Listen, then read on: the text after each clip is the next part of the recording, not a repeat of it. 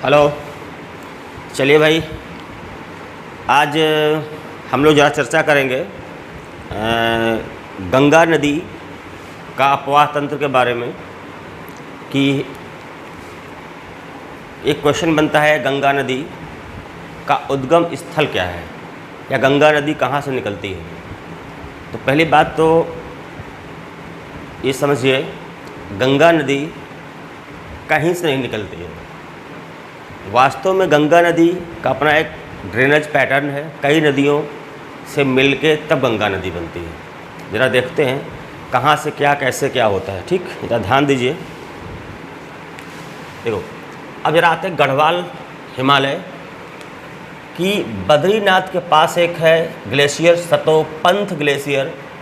यहाँ से एक नदी निकलती है, इसको बोलते हैं विष्णु गंगा। और इधर से एक नदी आती है, इसको बोलते हैं हम लोग धौली गंगा। विष्णु गंगा और ये हमारी है धौली गंगा। और ये मिलती हैं आके विष्णु प्रयाग में। ये कौन सा है? ये है विष्णु प्रयाग।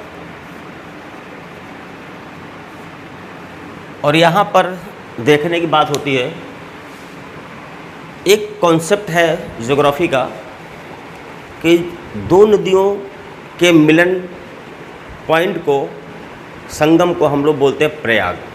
क्या बोलते हैं? प्रयाग बोलते हैं। दूसरी बात, अगर दो नदियाँ जहाँ पर मिल रही हों, यदि वहाँ पर दोनों की गहराई सेम है, नाम बदल जाता है। और यदि एक नदी की गहराई ज़्यादा है और दूसरी की कम है, तो नदी गहरी नदी के नाम से आगे बढ़ जाती है। यहाँ पे चूँकि दोनों गहराई लगभग सेम है, लिहाजा यहाँ से नाम बदल जाता है। और नाम बदल के इसका हो जाता है, यहाँ से बनती है अलकनंदा। क्या बनती है यहाँ से? अलकनंदा। फिर जब आगे बढ़ेंगे हम, तो यहाँ पे आगे आती है एक नदी है, एक नदी आती है आपकी नंदाकिनी नदी। नंदाकिनी, और ये कहलाता है आपका नंद प्रयाग।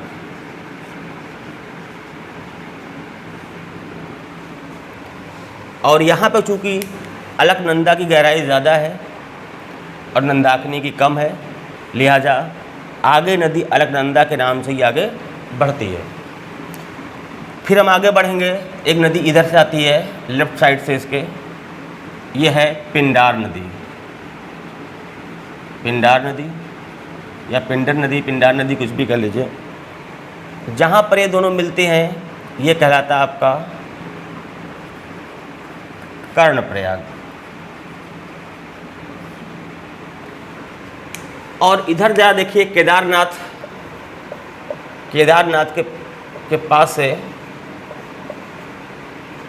एक नदी आती है जिसका नाम है मंदाकिनी नदी। मंदाकिनी, जो यहाँ पे आके मिलती है, ये कहलाता है आपका रुद्रप्रयाग। इन दो नदियों का मिलन पॉइंट क्या कहलाता है? रुद्रप्रयाग। विष्णु गंगा धौली गंगा का मिलन पॉइंट विष्णु प्रयाग। नंदाकिनी और अलकनंदा का, ये देख लीजिए, यहाँ से इसका नाम पड़ता है अलकनंदा। कहाँ पे? विष्णु प्रयाग में। ये पूरी अलकनंदा जा रही, जो मैं रेड कलर में बनाया वो पूरी अलकनंदा है। यहाँ से मिली नंदाकिनी नदी नंद प्रयाग में, अलकनंदा आगे बढ़ गई। फिर आगे मिलेगी पिंडार नदी अलकनंदा में। चूँकि अलकनंदा गहरी नदी है, लिहाजा अलकनंदा के नाम से नदी आगे बढ़ जाएगी। यह केदारनाथ से आती है मंदाकिनी नदी। कौन आती है? मंदाकिनी, जो कि रुद्रप्रयाग में आके अलकनंदा से मिलती है। और चूँकि अलकनंदा की गहराई ज़्यादा है, लिहाजा अलकनंदा आगे, अलकनंदा के नाम से आगे नदी बढ़ जाती है। अब जरा इधर देखते हैं, उत्तरकाशी में, उत्तरकाशी जिला, उत्तराखंड का उत्तरकाशी जिला, एक पर्टिकुलर प्लेस है गोमुख, गोमुख से निकलती है भागीरथी नदी।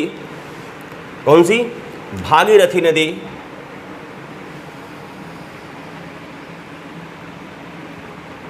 और इसी को बेसिकली इसी को उत्तराखंड के लोग गंगा मानते हैं। और इसी में आगे जब जहाँ टिहरी बांध पड़ता है, टिहरी बांध के पास, या आप यूँ समझिए टिहरी बांध के पास, टिहरी बांध के पास या टिहरी बांध पे ही कह लीजिए, एक नदी आती मिलती आके ऐसे करके, यहाँ भिलांगना नदी, भिलांगना नदी, इन दोनों के मिलन पॉइंट पे ही ये बांध बना हुआ है। और जब ये भागीरथी आगे पहुंचती है, इधर से अलकनंदा आती है, इधर भागीरथी आती है, दोनों का मिलन पॉइंट है, ये कहलाता है देवप्रयाग। देवप्रयाग में अलकनंदा और भागीरथी का मिलन होता है।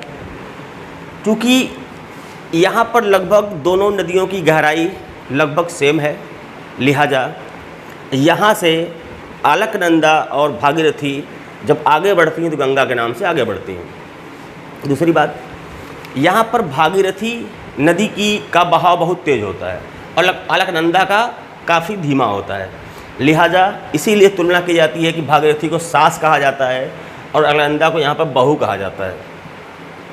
ये देवप्रयाग वही देवप्रयाग है जहाँ पर भगवान श्री राम ने वो किया था, क्या नाम है, पूजा पाठ किया था, जो ब्रह्म हत्या करके आए, रावण को मार के आए थे। तो उसका जो भी हमारे धर्म में जो भी प्रोग्राम होता है उससे मुक्ति पाने का। अब जरा देखिए, हिंदू धर्म में ये पंच प्रयाग है, विष्णु प्रयाग, नंद प्रयाग, कर्ण प्रयाग, रुद्र प्रयाग और देव प्रयाग। इन पांचों प्रयागों का बहुत ही धार्मिक महत्व है, बहुत ही धार्मिक महत्व है हमारे हिंदू धर्म में। और ऐसा कहा जाता है कि लोगों को पंच प्रयाग अपने जीवन में एक बार जरूर जाना चाहिए। अब देखिए जरा,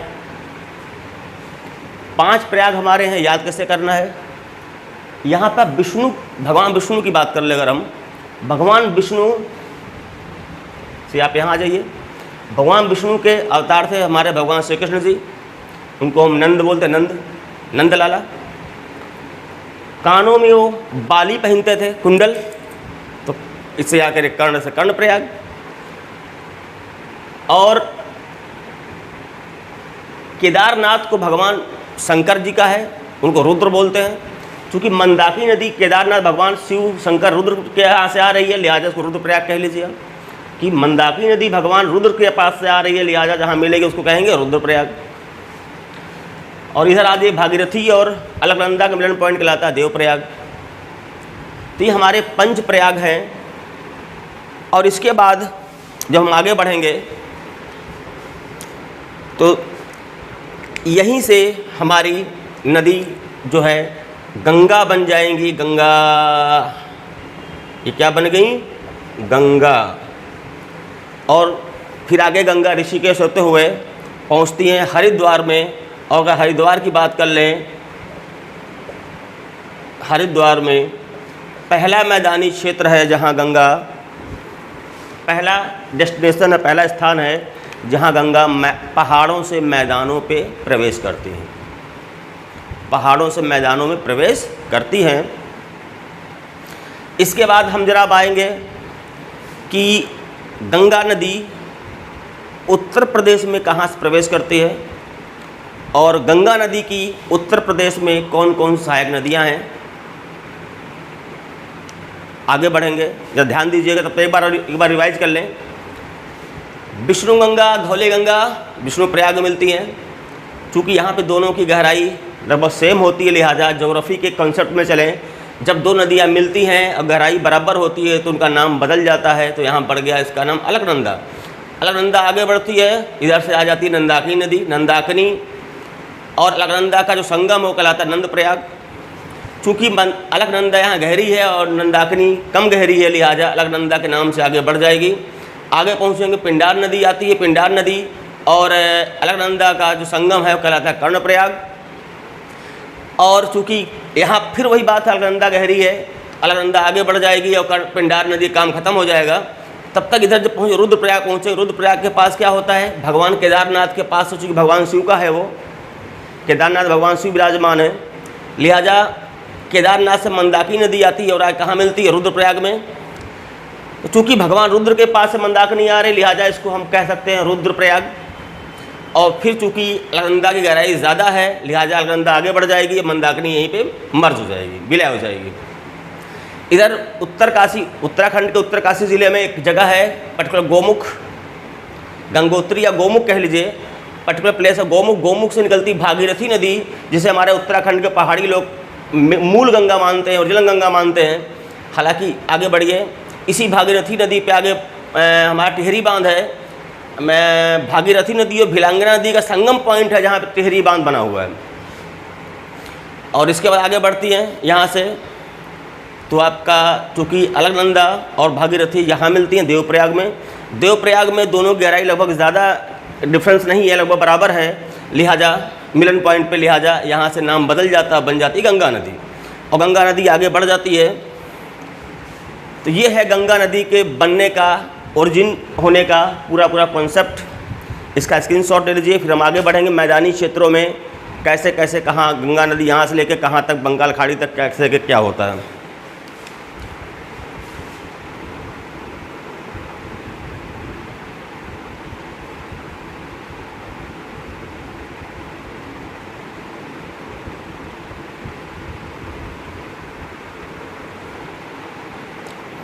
चलिए भाई अब देखते हैं मैदान में, मैदानी क्षेत्रों में, खासकर उत्तर प्रदेश को हम फोकस करेंगे।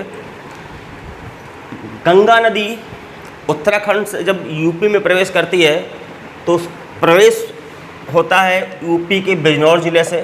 बिजनौर ज़िले से यूपी में प्रवेश करती है और आगे बढ़ती है। तो आगे बढ़ने के बाद जब कन्नौज के पास इसकी पहली सहायक नदी मिलती है, रामगंगा नदी। रामगंगा जो है यूपी में गंगा की सबसे पहली सहायक नदी है, या उपनदी भी कह सकते हैं, कन्नौज के पास। फिर ये गंगा और आगे बढ़ती है, प्रयागराज के तक पहुंचती है। इधर इसके पैरेलल यमुना नदी आ रही। यमुना नदी, यमुना का पैटर्न है अलग, उसका वीडियो हम अलग बना देंगे। अभी आप हम गंगा को देखते हैं। गंगा और गंगा की सहायक नदियाँ कौन कौन सी हैं। यमुना नदी आती है, इटावा में यमुना से चंबल मिलती है, हमीरपुर में बेतवा नदी से मिलती है यमुना से, और बांदा में केन नदी मिलती है। और इन तीनों नदियों को लेके यमुना प्रयागराज में आकर गंगा में समाहित हो जाती है, गंगा में मिल जाती है। और यहीं से यमुना काम ख़त्म हो जाता है। क्योंकि गंगा, फिर कॉन्सेप्ट वही है, गंगा यहाँ पर गहरी है, बड़ी नदी है, लिहाजा आगे इस प्रयागराज के आगे यमुना का नाम समाप्त हो जाता है और गंगा के नाम से नदी आगे बढ़ती है। उसके बाद प्रयागराज ज़िले में ही सिरसा नामक स्थान पर और दक्षिण दिशा या राइट साइड से कह लीजिए टोंस नदी या गंगा मिलती है। इसकी भी एक सहायक नदी, गंगा की सहायक नदी ये भी टोंस भी है।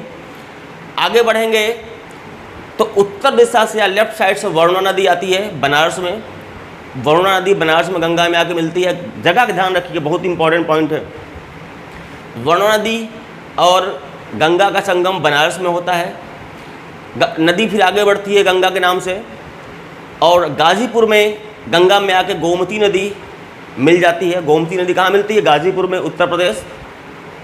फिर गंगा आगे बढ़ती है छपरा में आके, छपरा जिला बिहार का जिला छपरा या सारण जिसे बोलते हैं, वहाँ पे आके घाघरा नदी छपरा में गंगा में मिल जाती है, लेफ्ट साइड से या उत्तर साइड से।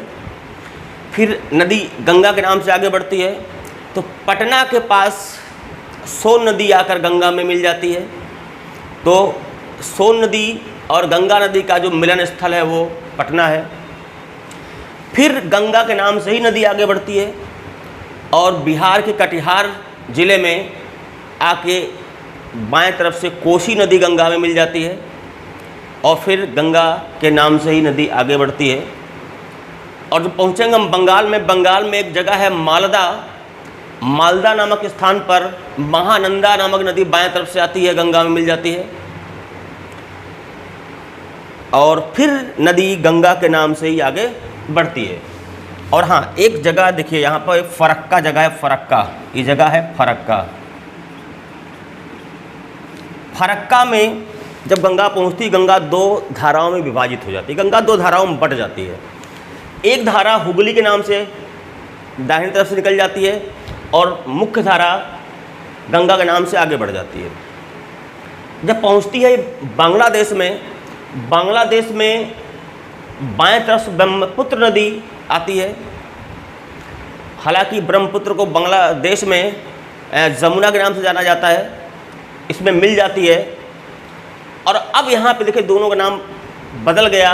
अब गंगा का नाम यहाँ से क्या हो गया, पद्मा के नाम से आगे बढ़ी। क्वेश्चन पूछा जाता है गंगा को बांग्लादेश में किस नाम से जाना जाता है, तो पद्मा के नाम से जाना जाता है। इधर इस तरफ से हुगली नदी जाती है, इधर से गंगा, आगे यहाँ पद्मा नाम परिवर्तित हो जाता है। और इधर हुगली नदी में दामोदर नदी आकर मिलती है और हुगली नदी दामोदर नदी को लेकर जाकर बंगाल खाड़ी में गिर जाती है। इधर क्या होता है, गंगा और ब्रह्मपुत्र का मिलन, नाम बदल गया, पद्मा नाम हो गया। पद्मा आगे बढ़ती है, फिर उसके उत्तर साइड से या लेफ्ट साइड से कह लीजिए मेघना नदी आकर इसमें मिलती है और फिर ये नदी मेघना के नाम से आगे बढ़ती है और जाके के बे ऑफ बंगाल या बंगाल खाड़ी में मिल जाती है। ये पूरा ड्रेनेज पैटर्न है गंगा का, जो मैंने चालू किया था गोमुख से लेकर उधर गोमुख, उधर सतोपथ हिमानी, उधर केदारनाथ, वहाँ से चालू किया। सतोपथ हिमानी से देखिए पहला जो प्रयाग था विष्णु प्रयाग था, धौली गंगा विष्णु गंगा का मिलन पॉइंट विष्णु प्रयाग, वहीं बन गई अलकनंदा, अलकनंदा और नंदाकिनी का मिलन पॉइंट नंद प्रयाग।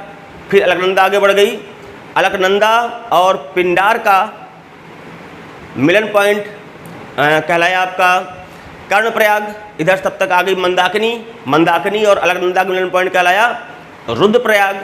भागीरथी और अलकनंदा का पॉइंट कहलाया देवप्रयाग। यहीं से गंगा बनी। ये पूरा था पहाड़ों का क्षेत्र। फिर मैंने बोला था गंगा मैदानी क्षेत्रों में सबसे पहले कहाँ आती है, हरिद्वार में आती है। फिर मैंने बताया आपको यूपी में गंगा का प्रवेश कहाँ से होता है, बिजनौर से होता है। यूपी में गंगा की पहली सहायक नदी रामगंगा नदी।